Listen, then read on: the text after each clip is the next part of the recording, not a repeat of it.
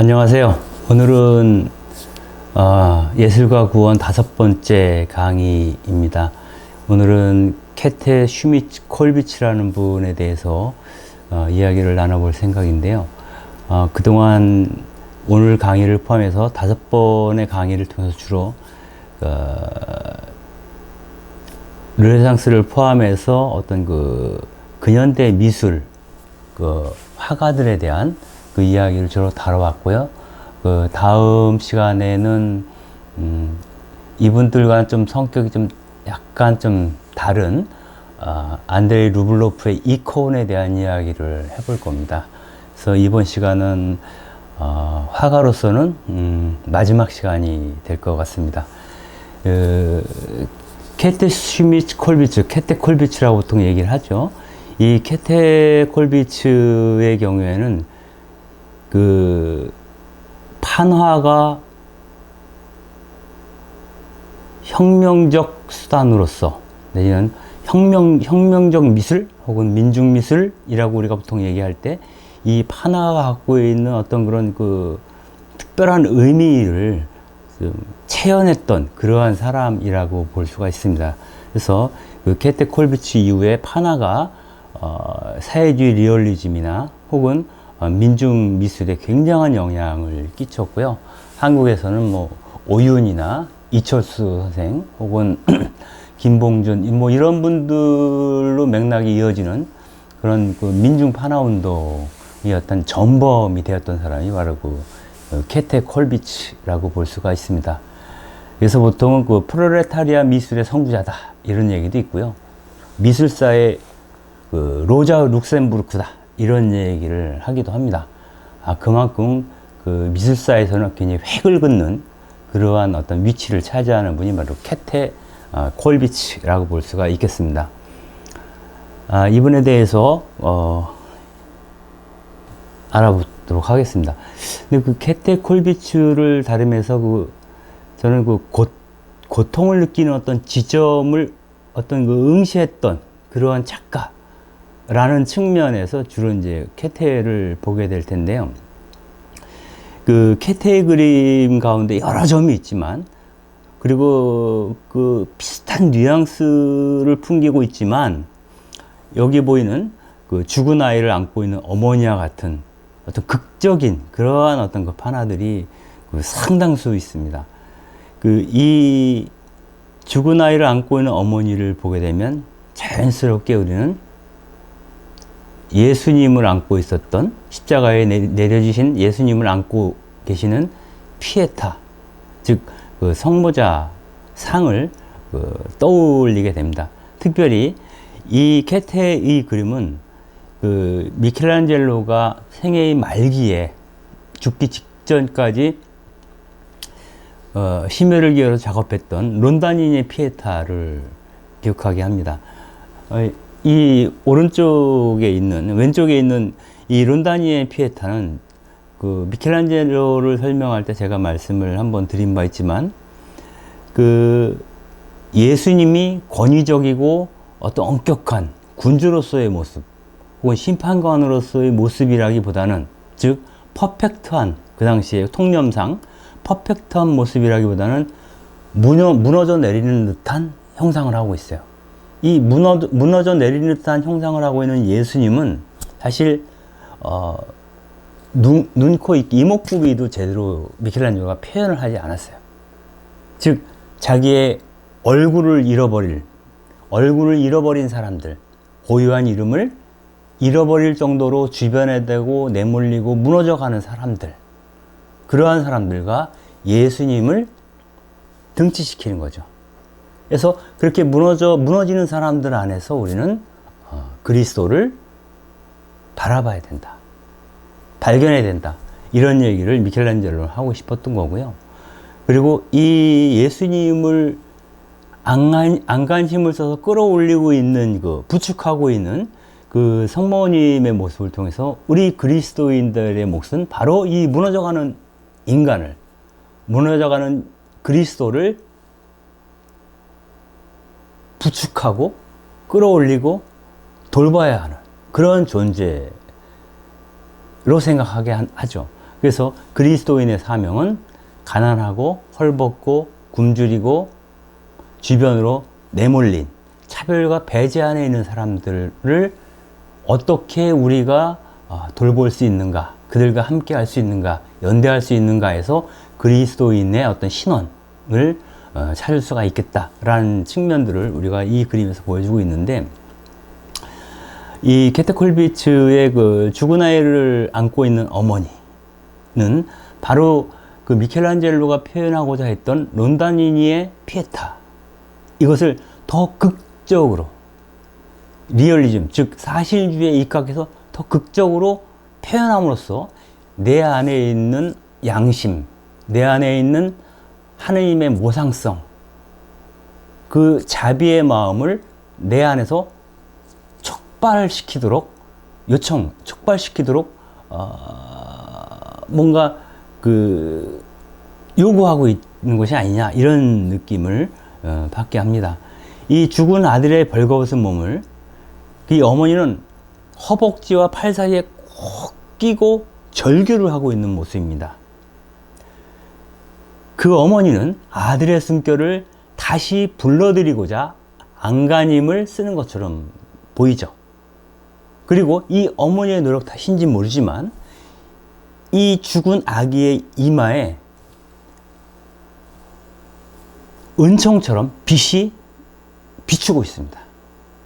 이건 뭐냐면 참혹한 현실 한가운데서도 그를 끌어안고 그 자비의 마음으로 절규하고 있는 그 어머니의 마음 안에서 그 죽어간 그 아들에게는 아직 희망이 남아있다. 그래서 절망 가운데서도 희망의 끈을 놓지 않으려고는 그러한 마음들이 바로 이 그림 안에서도 그 케테의 작품에 나타나 있다라고 볼 수가 있겠습니다. 이것은 1903년도에 케테가 만든 건데요. 아들이 이제 케테가 둘이 있어요. 한스가 있고 둘째 아들인 페터가 있는데, 이 페터가 7살일 때 이 그림을 그렸다고 그래요.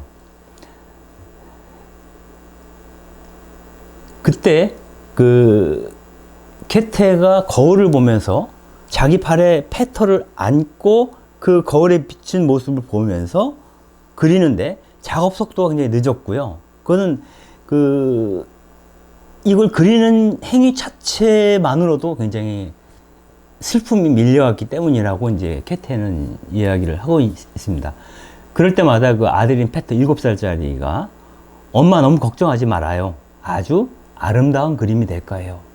이렇게 얘기를 해줬다고 그럽니다. 그런데 이 1903년에 그린 이 그림을 그린 이 똑같은 형상에 갖는 어떤 그 현실을 케테 자신이 나중에 경험을 하게 됩니다. 그것도 페터를 통해서 경험을 하게 되는 거죠.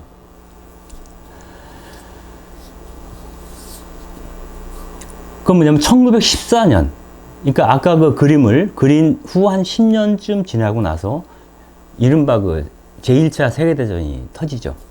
그때 케테 콜비츠의 아들 페터가 지원병으로 자원을 합니다. 애국심이라고 하는 명목으로 지원병으로 자원해서 그해 10월 22일 날 전사를 하게 됩니다. 이때 1차 세계대전으로 죽은 사람이 거의 1000만 명 정도 된다고 하는데요. 페터가 군에 나가겠다고 했을 때 처음에 이제 부모가 다 말렸죠. 페터도 콜비츠 부부가 이제 말렸는데 그럼에도 불구하고 아들이 원하기 때문에 어쩔 수가 없었어요. 그때 입대하기 전에 케테 콜비츠가 일기에 이렇게 얘기를 했습니다. 이 어린 것을 탯줄에서 잘라내는 기분이었다. 처음엔 출산을 위해서 잘라냈지만 지금은 죽음을 향해 보내는 것이다. 이렇게 얘기를 합니다. 그래서 전쟁터에 내보내는 것을 마치 자기 탯줄에서 아기가 떨어져 나가는 것처럼 그렇게 분리 감정 내지는 분리됨에 대한 어떤 그런 고통, 슬픔 이런 걸 느꼈던 모양입니다. 그러나 얼마 후 페터가 전쟁터에서 죽고 나자 나중에 페터의 죽음을 생각하면서 콜비츠가 이렇게 얘기를 하죠. 아마 이거는 모든 자식을 가진 엄마들의 마음이 비슷할 것 같아요. 엄마로서 삶은 이제 다 끝났다. 가끔 나는 그 시절이 미치도록 그립다.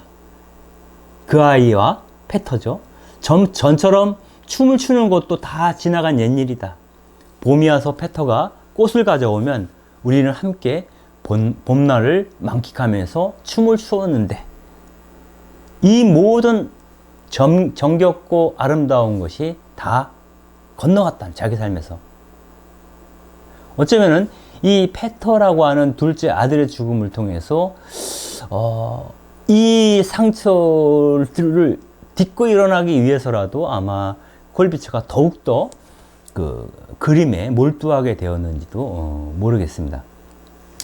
콜비츠는 이 아들을 죽음으로 몰아넣은 그러한 그 국가주의 혹은 애국심에 입각한 국가주의를 경멸하면서 그 전쟁 중에 일기에다 이렇게 썼습니다.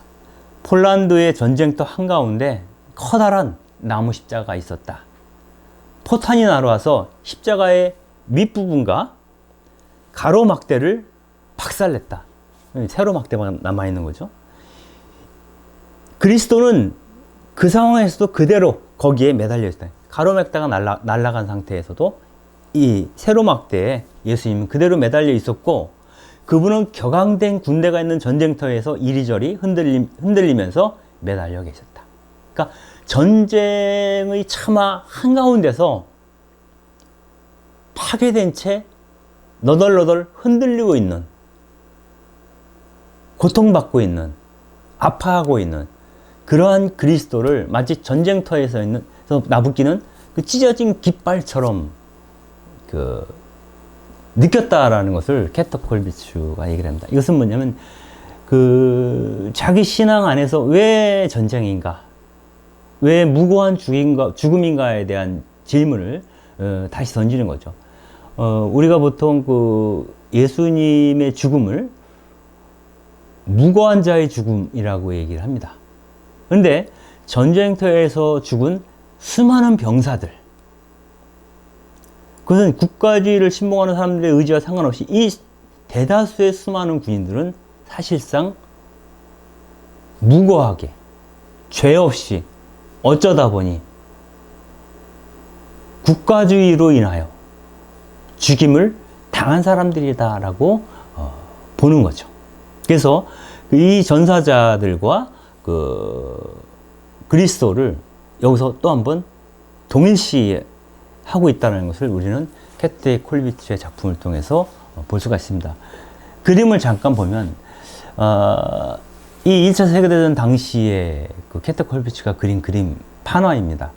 첫 번째는 맨 왼쪽에 어머니들, 서로가 서로를 부둥켜 안고 있는데 그 사이사이에 아이들이 보이죠. 아이들. 그래서 그 아이들을 보호하기 위해서 부모들이, 어른들이 서로를 이렇게 어깨를 이렇게 감싸 안고 있는 겁니다. 그리고 페터의 시신이 묻힌 묘지 근방에 로게펠테라고 있는데, 거기에 있는 그 군인 평안묘지에 캐터 콜비츠가 조각을 세웠습니다. 그것이 비통한 부모라고 요 가운데 있는 그림입니다. 그 자식의 죽음을 아파하는 그런 부모의 형상을 조각을 했죠. 보면은 그 조각이 몇 작품이 나오는데 캐테가 주로 했던 작업은 판화 작업이고요. 후기에 가면은 이제 계속 조각 작업들도 간간히 하게 됩니다. 그리고 세 번째 작품은 이제 피에타, 말 그대로 이 자식이 어머니 무릎팍 사이에 누워 있는데 너무 슬퍼 보이죠. 자식의 눈을 손으로 이렇게 가리고 있습니다. 자식의 눈을 손으로 가리고 고통스러워하는 그런 어머니 피에타를 그리고 있어요. 이것은 이제 론다니네 피에타랑 거의 같은 궤 안에 있는 것이라고 볼 수 있고요. 이 조각은 베를린 무명용사 기념관에 있는 조각이라고 합니다. 그래서 우리가 캐트 콜비츠를 얘기할 때는 앞서 어떤 혁명 미술 내지는 민중 미술의 어떤 효시다 이런 얘기를 했지만 주로 그 초기작들은 어떤 가난한 민중들에 대한 변호, 그들의 봉기에 대한 어떤 지지, 응원, 뭐 이러한 유해, 그리고 참혹한 어떤 인간 삶의 어떤 그런 그 가난한 사람들의 군상에 대한 걸 주로 터치를 했습니다.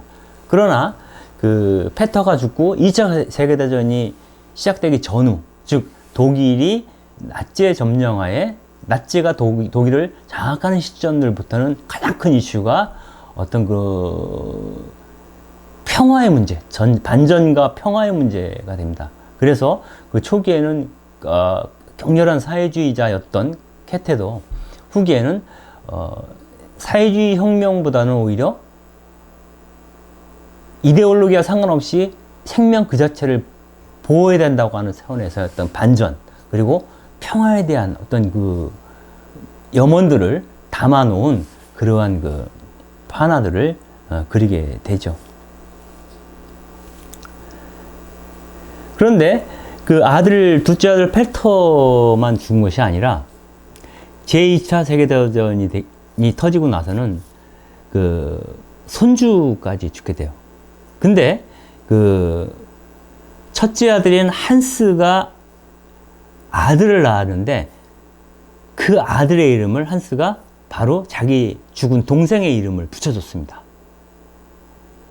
그래서 그 손주의 이름도 먼저 죽은 페터와 마찬가지로 페터 콜비츠입니다. 근데 그 페터 콜비츠마저도 1942년 9월 22일에 러시아 전투에서 전사를 하게 됩니다. 이러면서 더 이상 아이들이 죽어 넘어가는 것을 두고 볼 수 없다. 이들을 어떻게든 지켜야 한다. 이 그림에서 아주 그 어미닭이 그 병아리들을 꽉 그 보호하듯이 자기 깃털로 보호하는 듯한 그런 어떤 그 모습인데, 이 어머니의 팔뚝이 굉장히 굵죠. 완강하게 반드시 필연코 이 아이들을 지켜야 한다라는 어떤 그 절박감, 그 의지, 이런 것들을 담아놓은 그림이죠. 이것이 이제 그 씨앗들이 짓이겨져서는 안 된다. 이 씨앗 같은 이 아이들을 짓이겨서는 안 된다라는 어떤 그 반전 메시지를 담아서 그린 애칭이라고 볼 수가 있습니다. 그림입니다. 그 밑에 있는 이 사진은 바로 한스와 페터죠. 그리고 페터가 죽고 나서 한스의 아들인 페터도 제2차 세계대전 때 죽임을 당하죠. 이 상황에 대한 어떤 그 케테의 어떤 그 어머니로서 또 할머니로서 갖는 자녀에 대한 어떤 깊은 그 뭐랄까 아픔, 그리고 그들을 결단코 지켜야 한다는 적극적인 태도, 이런 것들이 의지, 이런 것들이 드러나 있는 작품이 이제 등장을 하게 됩니다.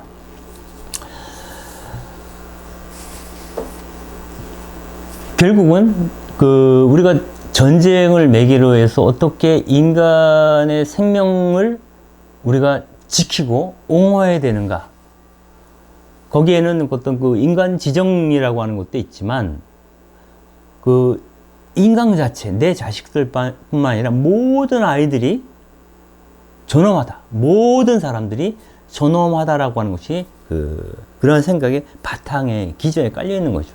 그래서 내 자식에 대한 애정만 표출하지 않고 이 만인의 자유, 만인의 해방, 만인의 존엄성에 대해서 이야기를 하는 그런 그 사람이 바로 케테 콜비츠였기 때문에, 아마 이러한 어떤 그 케테 콜비츠의 생각들은 그가 부모로부터 받은, 또 형제들과 공유했던 그런 어떤 그 사상적 영향도 굉장히 깊게 배어 있다라고 볼 수가 있겠습니다.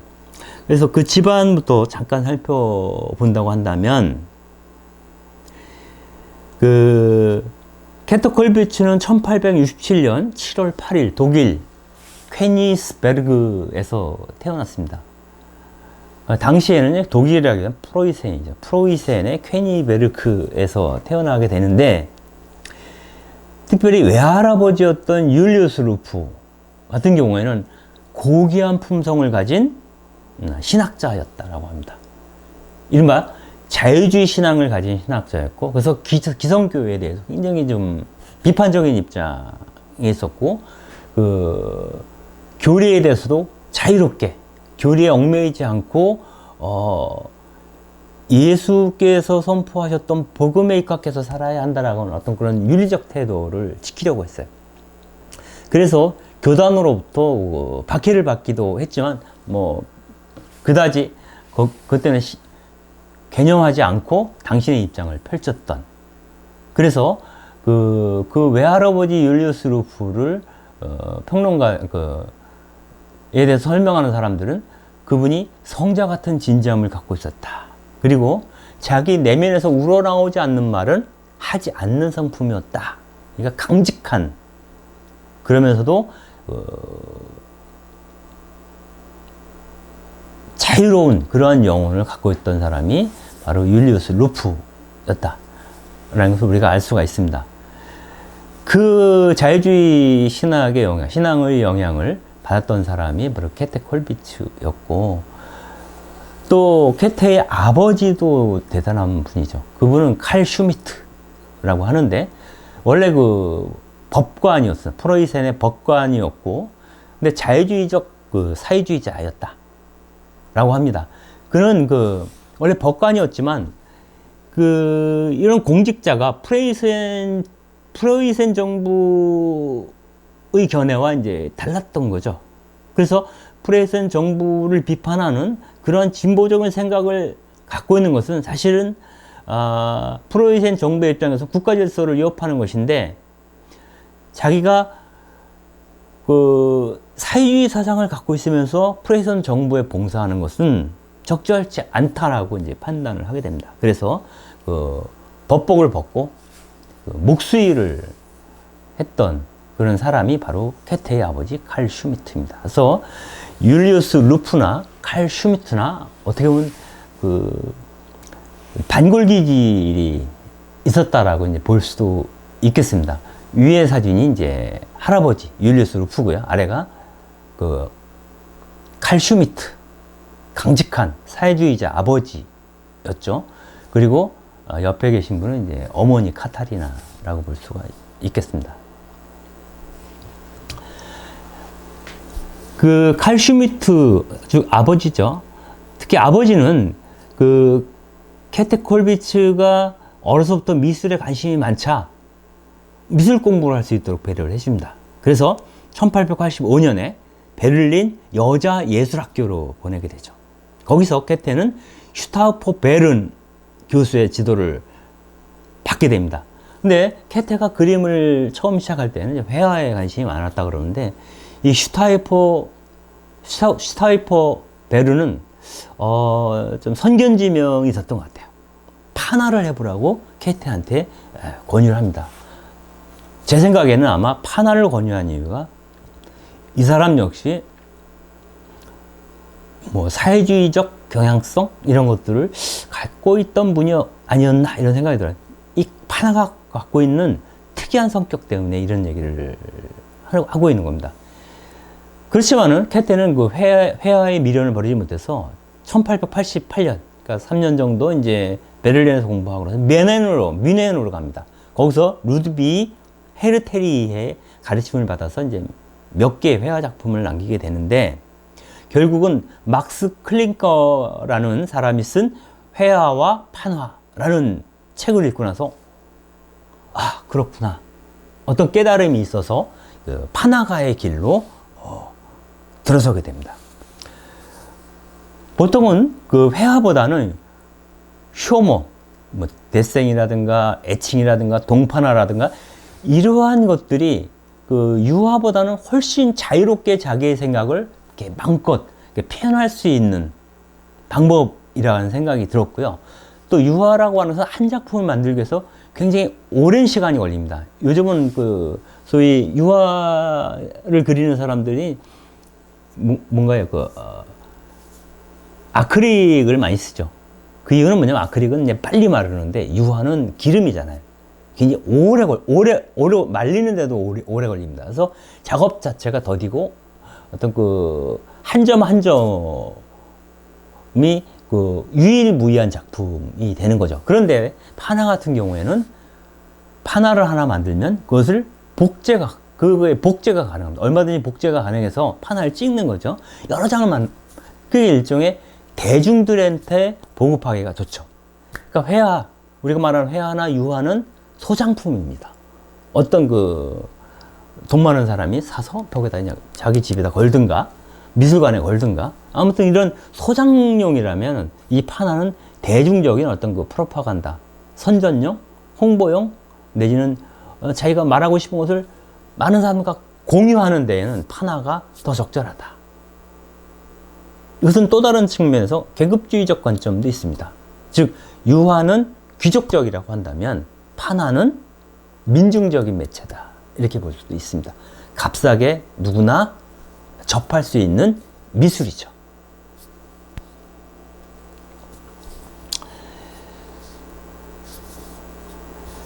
그 캐테가 새로운 반전이라기보다는 자기가 갖고 있었던 어떤 그 민중에 대한 관심, 관점 이런 것들이 깊어지게 된 계기는 사실 결혼을 통해서 더 극대화되죠.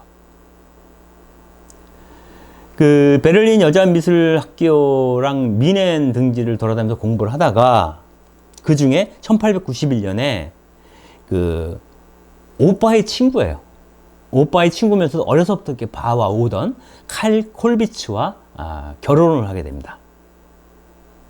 그리고 북부 베를린에 자리 잡게 되면서 본격적으로 사실은 이때부터 작품 활동을 시작하게 되는데요. 이 남편이었던 칼 콜비츠는 의료보험조합 소속의 무료 진료소 의사였다. 즉 빈민촌에서 가난한 이들을 진료하던 그러한 그 의사였다는 거예요. 그래서 이들은 그 베를린의 노동자 거주 지역이었던 그 바이센부르크 거리, 이 거리에서 살면서 하층민들을 만날 수 있게 됩니다.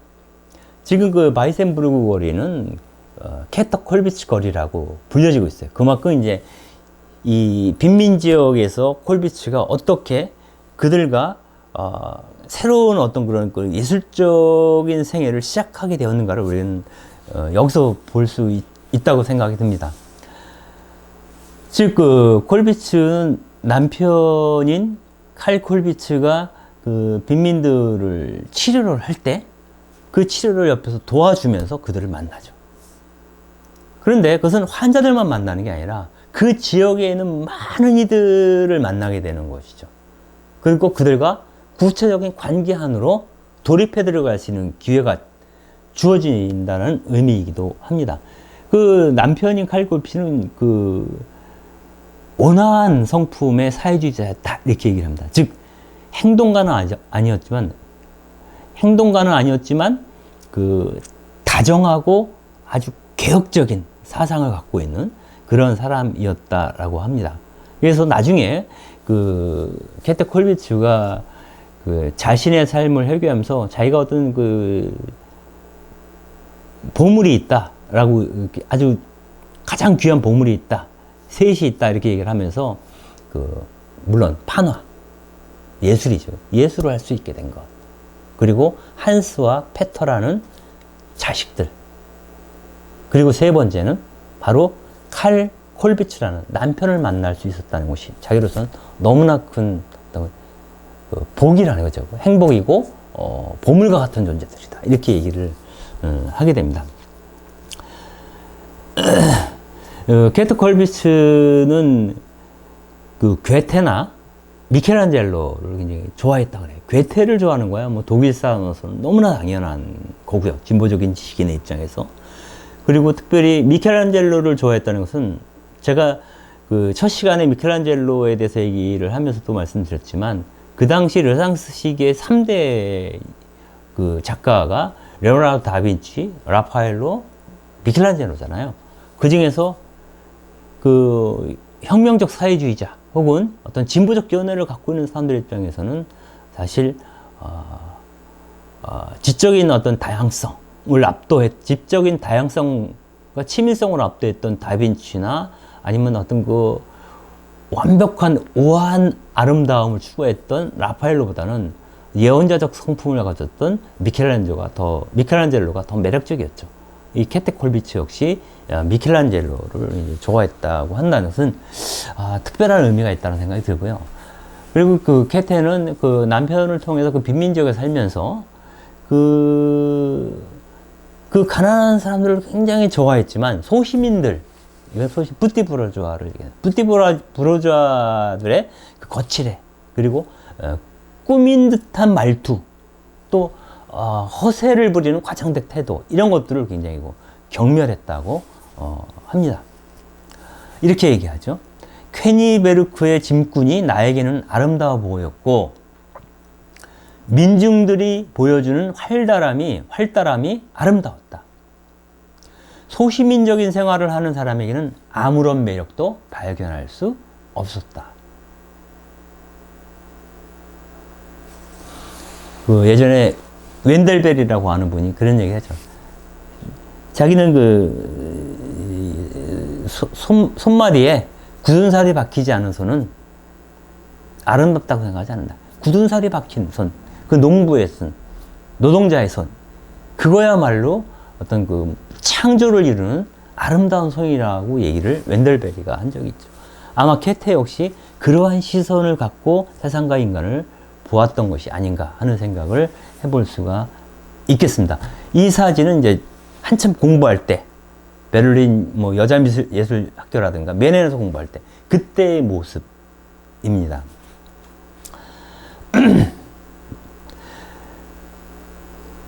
그 처음에 그 쾌테가 생각했던 것은 민중 혹은 가난한 사람들에 대한 낭만주의, 이런 것이 있었던 것 같아요. 그러나 그 남편과 함께 빈민 지역에서 직접적으로 그들과 접촉하고 그들의 삶을 알게 된 이유는 사실은 가난해주는 낭만보다는, 집착하는 것이 없으면 자유롭죠. 낭만주의랑 연관되어 있어요.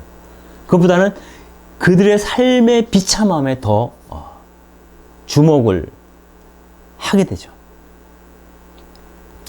그러면서 그들을 유심히 관찰하기 시작합니다. 내 맞은편에 앉은 노동자 브라운은 기묘하게 보이는 친구다. 완전히 혼란된 상태에서 무엇인가 골똘히 생각하는 머리가 아주 무거워 보인다. 코 밑으로는 입 주위로 잔주름이 깊게 패여 있으며 눈은 무언가 궁리하는 듯이 멍한 표정이다. 작고 뚱뚱한 몸집에는 넓은 어깨와 짧은 팔을 가졌다.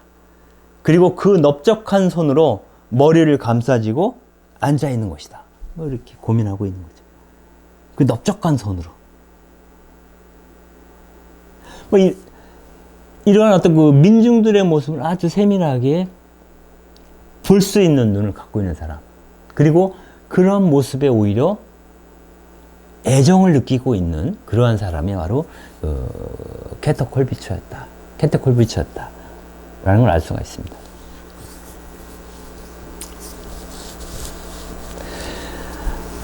케테가 첫아들 한스를 낳고 나서 그 가난한 사람들을 진료하는 남편을 도와서 일을 하고, 또 이때부터 비로소 이제 동판화 작업을 처음에 시작을 하게 됩니다.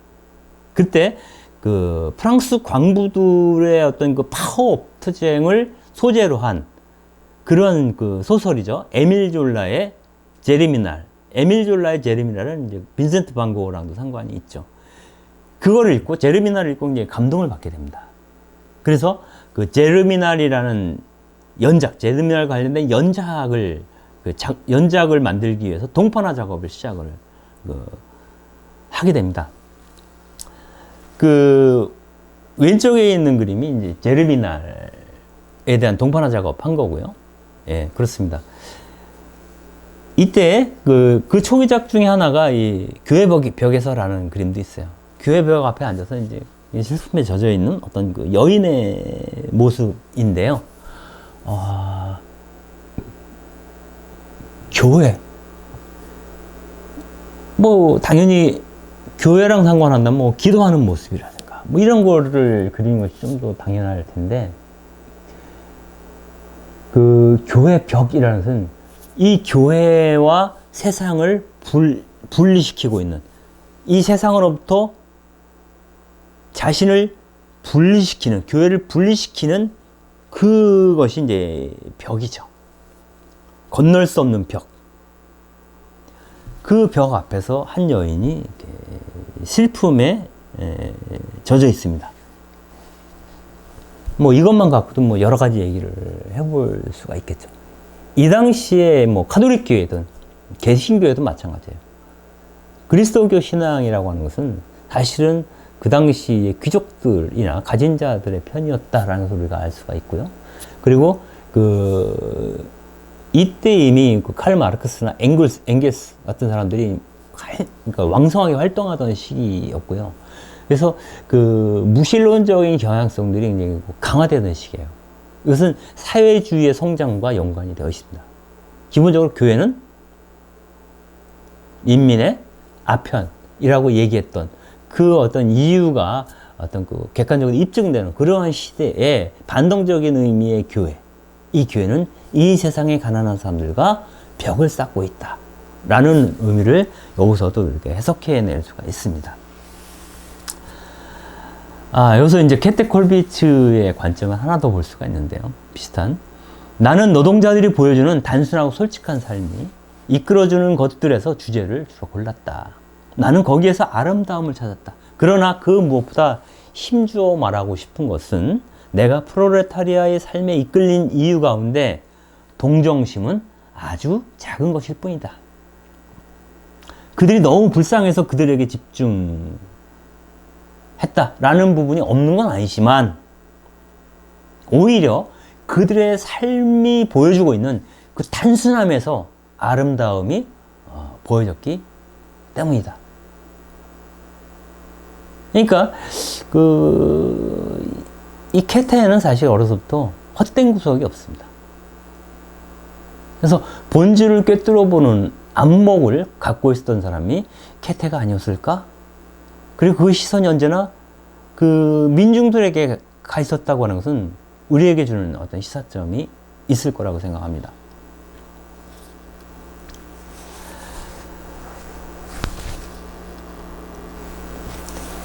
근데 제리미날이라는 동판화 작업을 하다가 이 사람이 보기에는 직조공들이라는 연극을 보면서 바뀌게 돼요.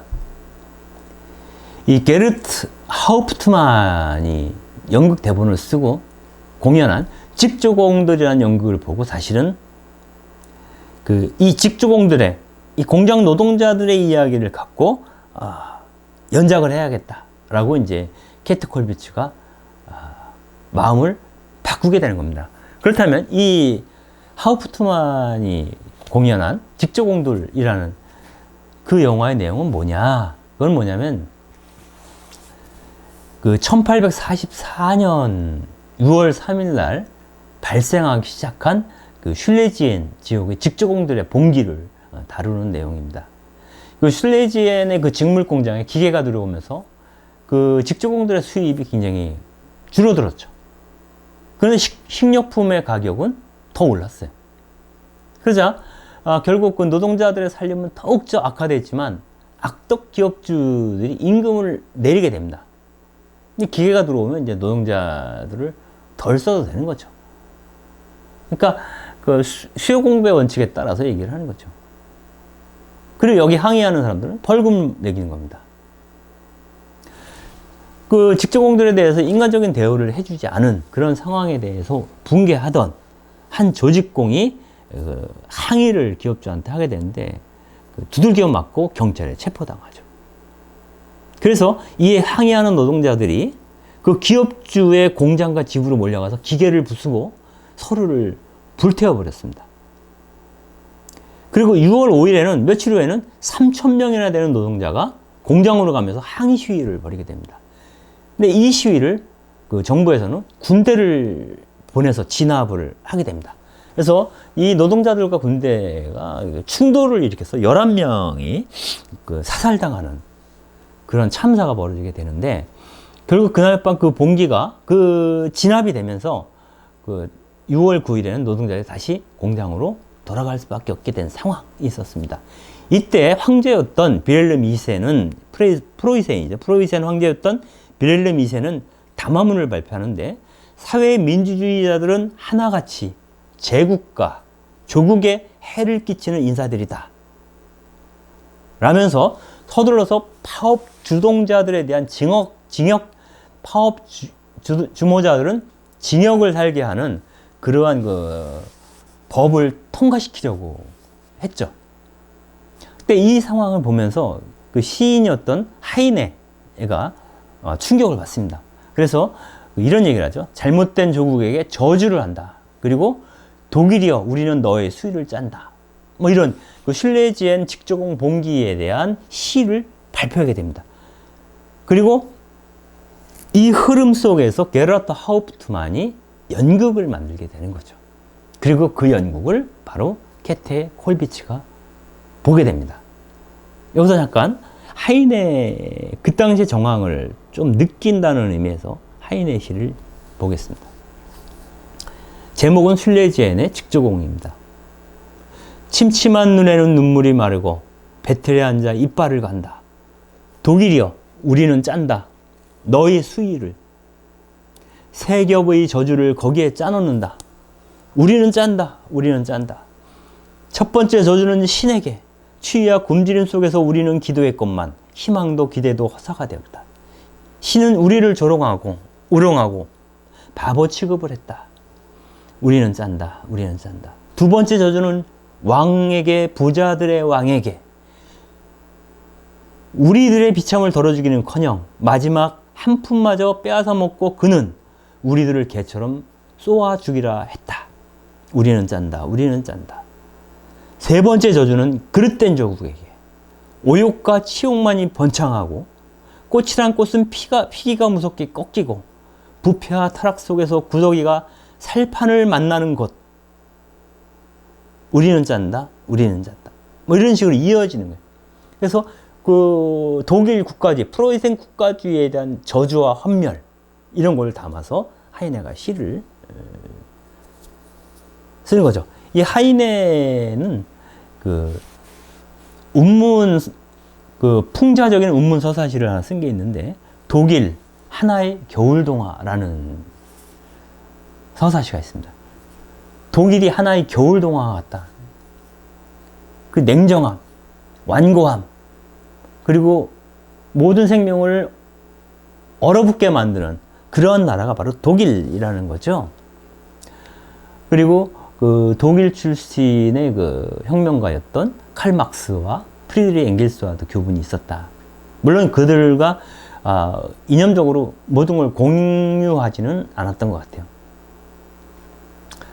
옆에 있는 판화는 그 차에 치인 아이라는 1910년에 그 케테가 그린 거죠.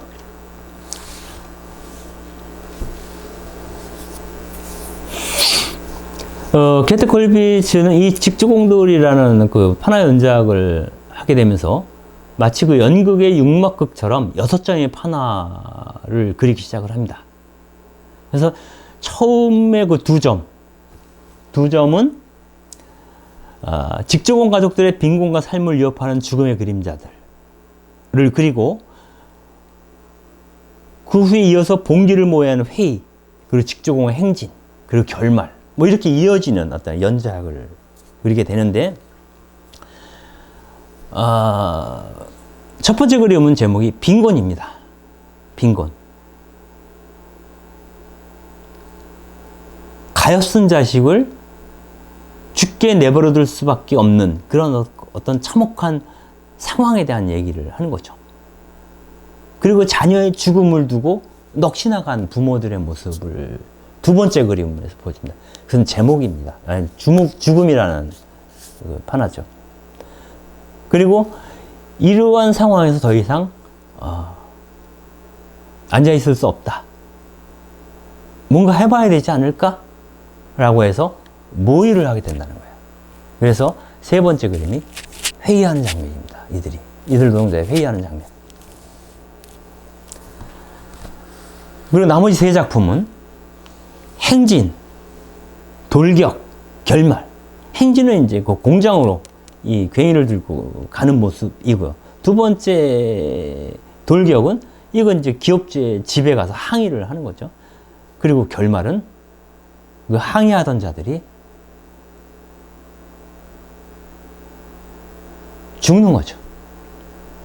그리고 이 봉기는 실패한 그런 모습을 보여줍니다. 첫 번째 그림도 잠깐 간단히 보면 막 주먹을 부르짖으면서 이제 분노를 표출하면서 이제 행진을 하고 있고, 어떤 부인은 아이를 등에 업고 잠든 아이를 등에 업고 이 행진에 참여해요.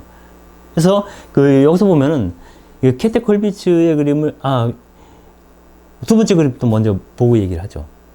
이 돌격 부분에는 악덕 사업주, 기업주의 집을 습격하는 장면인데, 여자들이 막 돌을 깨가지고 이렇게 나르고 있습니다. 그럼 그 앞에 가서 남자들이 돌을 던지는 거죠. 여자들도 돌을 던졌겠죠. 근데 결말은 그 봉기했던 사람들의 희신이 모여진 어떤 직조공의 방이죠. 그 한 부인이 슬픔 속에서 이렇게 수그리고 있는 거죠. 그리고 이 부인은 넋놓고 쳐다보고 있는데, 바로 그 시신을 이 방으로 들이고 있는 한 노동자의 모습을 우리가 볼 수가 있는, 이 참혹한 모습들. 이 직접공 연작 6작품 속에는 어디에도 기업주의 모습이 보이잖아요. 즉, 그 캐테의 시선은 그 민중들에게 집중되어 있습니다. 그러니까 그 노동자들의 타깃이었던 기업주를 보지 않아요. 중요한 것은 모든 역사를 끌어가는 주체들은 바로 기업주가 아니라 바로 민중이다. 노동자들이다. 직조공들이다.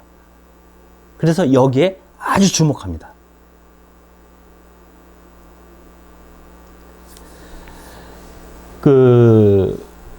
조르주 루어의 그림에서는 뭐 판관에 대한, 법관들에 대한 그림들이 꽤 있죠. 그러니까 그리스도로부터 민중들을 차단시키는 존재, 그들을 주변으로 밀어내는 존재들이 이제 그려져 있습니다. 그러나 캐테의 그림에는 주로 피해자, 희생자, 억눌린 자, 그리고 떨쳐 일어서는 자, 소위 역사의 주체라고 이야기할 수 있는 그 사람들의 형상을 통해서 하고자 하는 말을 하고 있습니다. 캐테의 경우에는. 어느 경우에도 그래요. 그리고 그 중심에는 언제나 여성들이 있습니다. 보세요. 이 그림 전부 다 여자들이 중요한 역할들을 수행을 합니다. 그래서 그 현실 안에서 여성의 자리, 그 여성의 자리를 특별히 강조를 하는데, 그건 바로 그 캐테 자신이 여성이었고, 어쩌면 자신의 분신이 여기에 그림에 나타나고 있는 것이다 라고 볼 수도 있습니다. 그래서 참여하는 여성으로서 이 현장에 참여하는 작가 라는 느낌을 우리가 받을 수 있겠습니다.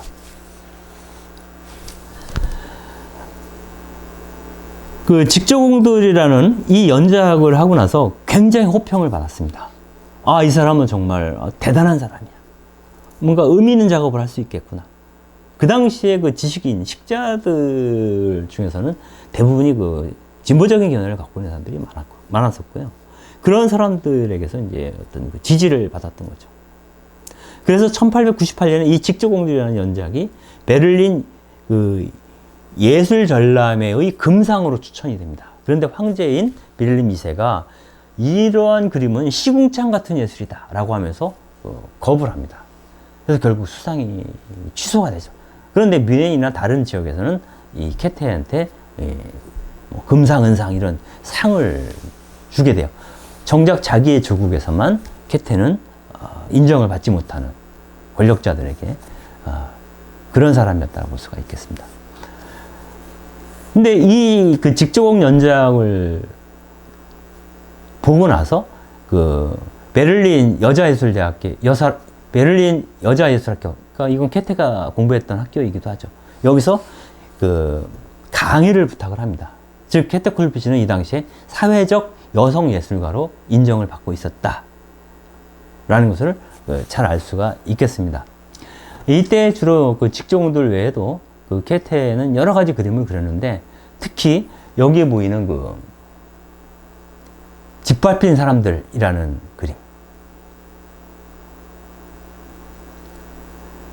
이것을 출구 없는 가난한 노동자 가족이라고 얘기를 하고 있는데, 아버지는 너무너무 슬픔과 괴로움으로 이 눈을 가리고 있습니다. 그리고 쳐다보지도 않으면서 차마 쳐다볼 수 없어서 아이에게 아마 뭔가를 그 끈 같은 거를, 목걸이 같은 거를 전달하고 있는데, 아마 아이의 것인 것 같아요. 아이의 유품일 수도 있겠죠. 이 아이가 뭐 죽은 것이라면 유품일 것이고, 살아있다면 그가 할 수 있는, 아이에게 줄 수 있는 어떤 그 최소한의 것이 이것이라고 하는 느낌일 수도 있겠고요. 그래서 이 아이를 돌보는 어머니의 어떤 그 두 손, 그리고 그들에게 겨우겨우 손을 내밀고 있는 아버지의 그 고통스러운 심정, 이것을 그 표현하고 있죠. 이 그림을 그리고 나서 게테는 이 그림은 성당 장식 그림의 좌측에 위치한 석판화다, 이렇게 얘기를 했다고 합니다. 즉 보통 성당에 가면 좌우로 뭐가 있습니까? 성당에 보통 요셉상이랑 성모상이 있죠. 그런데 그 성당 제대 옆에 붙여놓을 만한 그러한 그림이라고 이제 게테는 얘기를 하고 있습니다. 그래서 그 어떤 평론가들은 이 그림은 일종의, 게테에게서는 일종의 성가족을 표현한 것처럼 보인다, 이렇게 얘기를 합니다. 아버지와 어머니와 이 자식, 이 성가족의 모습을 이렇게 표현을 하는 거죠.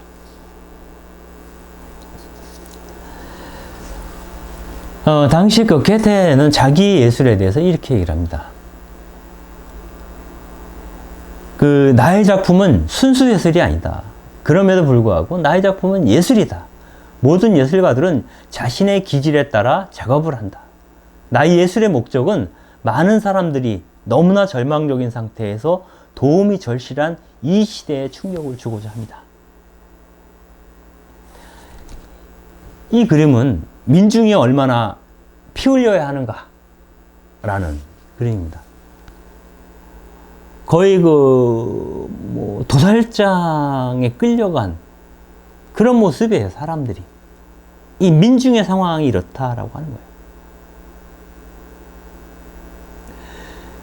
이 서 있는 사람이 이 칼을 짚고 한 손으로 이 옆구리를 만지고 있어요.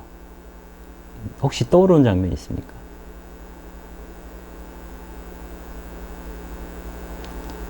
짐승처럼 사륙당하고 있는, 포박되어 있는 이 사람들의 모습, 그 가운데 누운 시신의 갈비뼈 옆에 이 자상이 있죠. 칼자국이 있죠.